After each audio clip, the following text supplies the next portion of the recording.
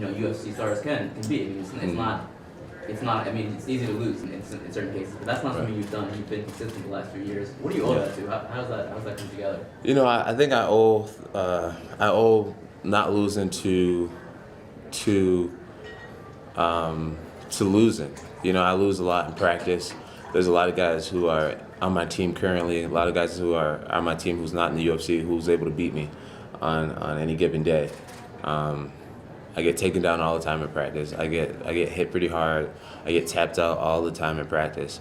So, unless you train at, to the fans and to other fighters, they probably look at me as close to unbeatable. Where if you spend time with me and you see that I definitely am not a guy who wins every day. I just got beat in a 5-mile run by a kid who was like 16, 15 years old.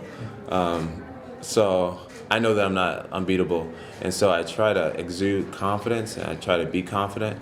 And even when I'm not confident, I'll pretend to be confident. It's important.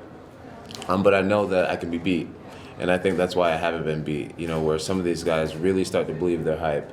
Ronda Rousey, they were saying she's the best fighter of all time and best athlete in the world and stuff like that. And I was happy for her to hear those type of accolades, but once I realized that maybe she was starting to believe it herself, I knew she was in a dangerous spot.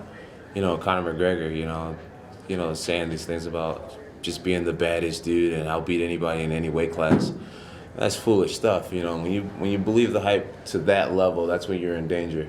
So I talk about being confident and winning all the time, but the reason why I tend to always win is because at the end of the day, I'm more nervous than any other fighter. And it causes me to spend every night, until 3 o'clock in the morning, just on my laptop watching the same damn fight over and over again with a notebook, thinking about the ways I could lose, thinking about what I need to do.